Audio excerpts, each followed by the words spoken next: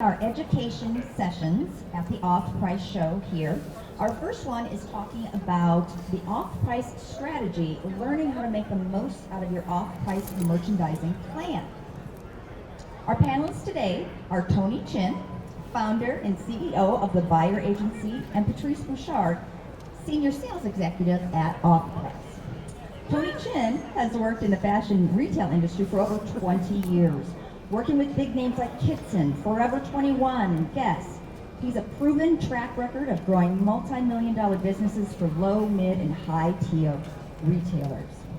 In 2022, Tony began the Buying Agency, offering exceptional merchandising and buying services to fashion brands in all stages with the goal of giving business owners some time back.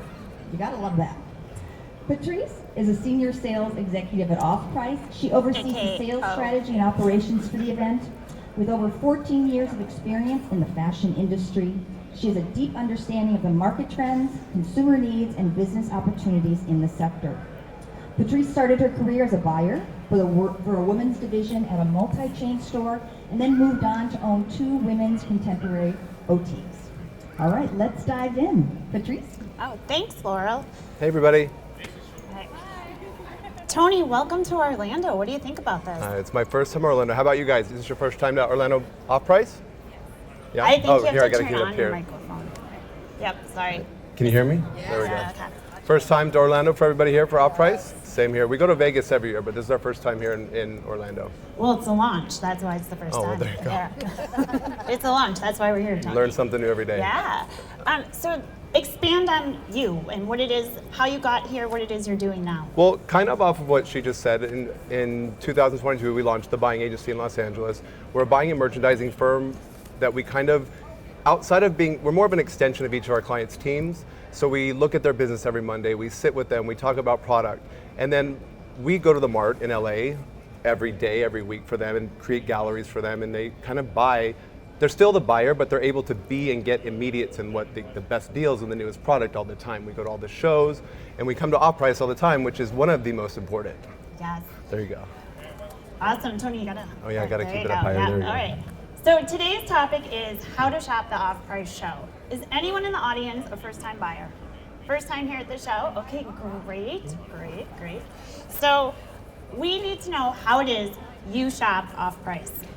Well, really, you just got to come with an open eye and just an open mind about what you're going to find and what you're going to look for.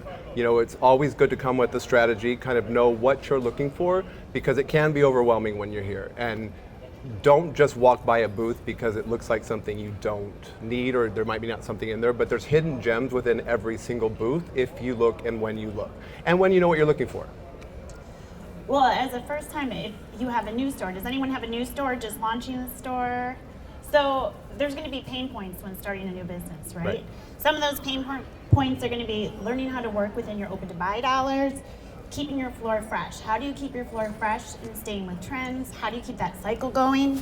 And healthy margins, that's huge. You want to know how to have healthy margins, which the Off-Price Show is excellent for healthy margins. Even one step forward, if you're new, like if this is your first show and you haven't kept track, or one of the most important things about when you're buying is take a picture and keep track of what you buy and what you're buying, because it's very easy in a place like this to duplicate. And you know, when you like something and there's a trend, a lot of people will have it, and you'll end up picking it from every booth, and you'll come home and you'll end up with 6 white sweaters or whatever it might be for the year that's trending, especially in a place like this, because there is so much to offer. So there's an app, she's right here, her name's Ola, there's an app for boutiques that you can keep track of all of your things. It's called Faves. It's a really amazing tool for you to keep track of what you're buying and not overbuying and staying within your open to buy and things like that you're talking about. Yep. Do you have a formula that you use for margins, or is it per case? So for instance, you can buy a lot of different things. You can buy a scarf at any show, right? At our show, you might be able to find scarves for $2. Yep. So do you still stick with your 2.0, 2.2, or do you do 3 to 5 times? That's one of the great things about the Off-Price shows. So as a merchant and being a new merchant, it's good to go to all shows so you can see what, like, say if we were in Vegas right now, you go to Magic and you see what everyone's offering. There's a lot of times you'll go to Magic and then you'll come here and you'll find the same thing for $3 to $5 cheaper. But when you price it, you want to price it in a way that everyone else is seeing it. So if it's $5 here, price it at 3 times up from 5 instead of your $2.50 and get that margin. So you're able to promo and do your like doorbusters or whatever without losing or hurting your margin. So our show is called Off Price.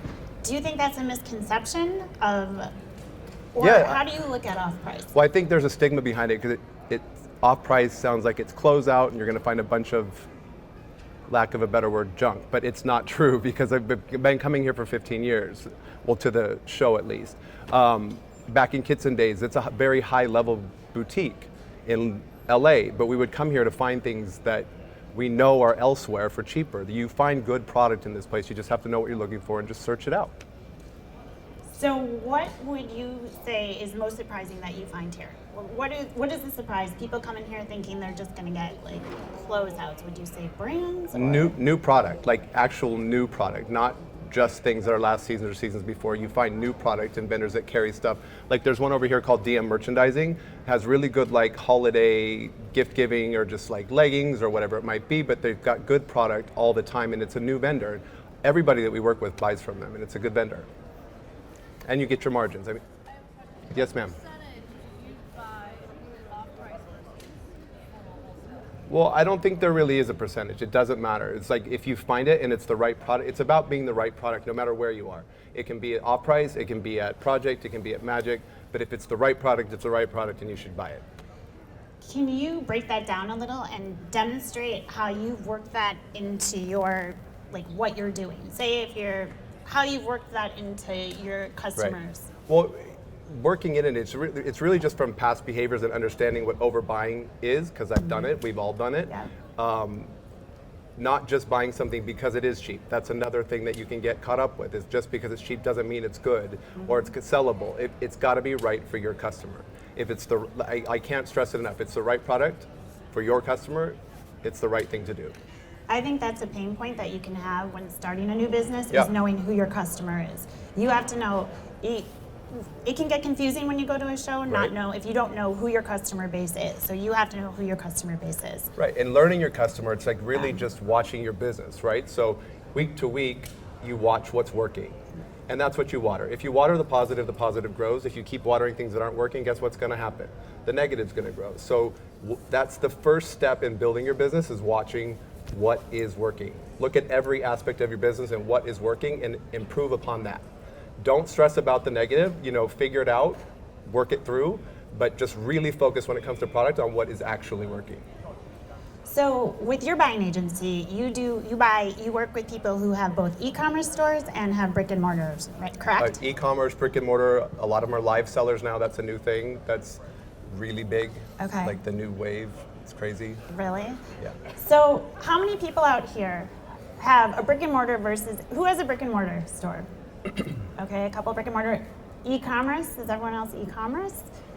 I'm curious, do you buy different for brick and mortar versus e-commerce? There definitely is a difference between brick and mortar and e-commerce, depending on who your customer is again and what you're selling. So it's a little more complicated. There's a lot of times, like with live selling, they can talk about it and talk about how, amazing the quality is and things like that. But in a brick and mortar, the customer can touch and feel and understand the reason why something is $5 more than the one next to it or what it might be.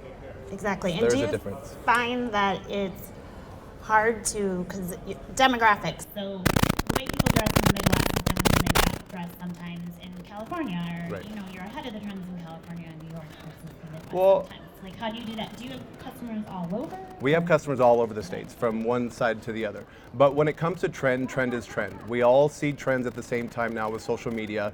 When, I see it in LA, Susie sees it in South Dakota. We all see the trend, but you just have to find it right for your customer, right? So it might be super, over the top for maybe an East Coast or somewhere like in a more fashion area, but there are levels of the trend for every customer that's right for your customer to have it. True. Does anyone have any questions? We want to teach you how to shop this show. So any questions or things we can help I with? find it interesting that so many people, like you said, in trends, and we know what sells. You know how many times I've given stuff to people to try in their stores and they blow it out because it's unbelievable. My customer never buy that. And so I Right. put it in the store, it won't cost you a thing. Oh. And they end up buying tons of it. Yeah, I mean, because the quality is so good and it fits into a different, like I have golf visors over there, the PGA visors, they're first quality. I sell more to beach shops than I do, because when you get a $20 visor that you're selling them for $3 and they convert it out for $12.99, Yeah. not only Yeah. is the margin phenomenal, but girls go to the beach all the time, they love visors, and for $10 or $13, they're buying it. right. So I just find it interesting that you're having the conversation. I agree with you. There are certain markets that sell certain things, but it's amazing so many buyers are closed to trying things, even if you're willing to put it in their stores for free. So I just find it interesting, because I've heard over the years that buyers, if they still have stuff left over, they bought too much. If it's all gone, they didn't buy enough. Yeah. So it's an interesting concept, and there is a fine line. Sometimes the ugliest things in the world just blow out of the store. Sure. That's So true, yeah. I think an educated buyer should really take the time. If somebody wants to give you something to try in your store, with no obligation, and you think there may be a possibility, you probably should put it in there. Right. Yeah. How do you get over some of those hurdles for your stores? How do you get over some of that misconception hurdle to say to your exhibitor, this is an off-price product? Right. I mean, to your customer, sorry, to your client. How do you talk virtually? You're saying, listen, I found this at this margin, and it's a product that I think it's going to work. Is that a hurdle, or are they? Have they bought into the margin? They bought into us and they trust us. So we're not going to show them anything that's going to hurt their business or, move them in the wrong direction. And back to what he's saying also, I'm a firm believer in buying as a team sport. Like a lot of times with owners, they think, this is the way and this is the way it should be, which is great because they founded it. But there are different aspects to every different, side. Like I like something, Ola likes something, you like Yeah, something. it's And 100%. together you'll find everything that your store needs, because everyone's coming through your doors or onto your site or whatever it might be. And the other thing to that I was telling you, Is one of the guys I sold this stuff who has it out at $13.99, and they're not moving that great. Other people I give it to, they're buying it for $3, they're making $10. That's a huge margin. Yeah. And it's stuff is walking out of their stores. Yeah. If they don't have the concept, or they don't have the foresight, well, it's a greed factor. I said, listen, for $10, these things will walk out of your store. And they do. That was an opportunistic buy. That was an opportunity that you took advantage, or they took advantage of. Right. And so they were able to try something that they've never tried and saw the return. And that's what off-price can do for you. Another thing for new time buyers is when you're at a show is developing relationships. You need to develop relationships with your exhibitor, because you want to have, if you sell out of product, you want to be able to replace it. You want them to know kind of what your style is, and you want to keep your flow going. So developing the relationship with your supplier, I think, is important Right. too. Yeah, the trust factor with your vendors is important. So when you find a vendor that's good for you, you want to keep these good margin builders coming throughout the year. Not just when you're at the show twice a year, like buying a whole ton of it. It's better if you can flow it, right? So if you can buy some now, then again, come January, they will have new goods. Whoever it might be has new goods always. And when you trust them and you know the quality, it's good to just keep it going all year long, from season to season.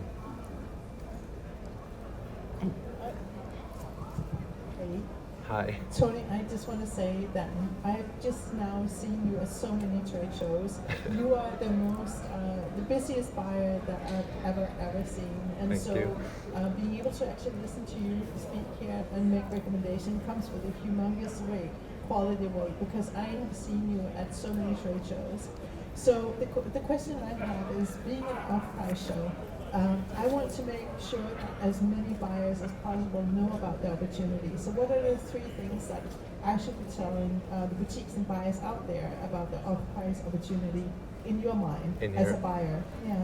I think that that's a great question. First of all, the off-price show, you never know what you're going to find in it, in whether it's the off-price show or any show. So a good merchant does walk every show, and like I said, you'll find a scarf or whatever you use for $5, and you'll find it for $3 here. So there's the margin builder there. There's the vendor contacts that you have here. So again, when you need goods and you know a quality vendor and you know they're margin builders, you can go to them any time of the year and they get new stuff all year round. And then just really being open to coming here. Like really that's what it is get over the stigma of it being off price if they do have a stigma, because a lot of people do. Like they just do. Just get over that stigma and come, because you'll be surprised. We're so nice to work with too, right? Yeah. Anybody else have any questions that Tony can help with? Any advice? He's been doing this for a long time and knows a lot of good tips and tricks. Yeah. All right. Well, if no one has anything, in closing, Tony, what would be 3 takeaways that when we're done here today they need to do? You can do 3. I think she stole your question. 'Cause I kind of just I answered know. it. Come on, geez. Well, I mean, I think really what is important when you come to a show is be strategic, come with a plan, you know, and just follow through, and just be open to like walk in every booth, look through every rack, see what you can find. It's explore the show, and you'll be surprised at what you find always. I mean, Work smarter, not harder. work smarter, not harder. Yeah. Yep. All right. Also, if anybody has any questions, I'm happy, because I do work on the exhibitor side. I'm happy to do some connecting after this for you. If you have categories you're looking for, this is a great show to shop for your first time, because it's a nice intimate show. We still have amazing product. I'm happy to connect you with some of our outstanding exhibitors. And we'll be here all day also if you want to say hi. Yes, thank you. Thanks, guys. Thank Did it, you so girl. much, Tony and Patrice.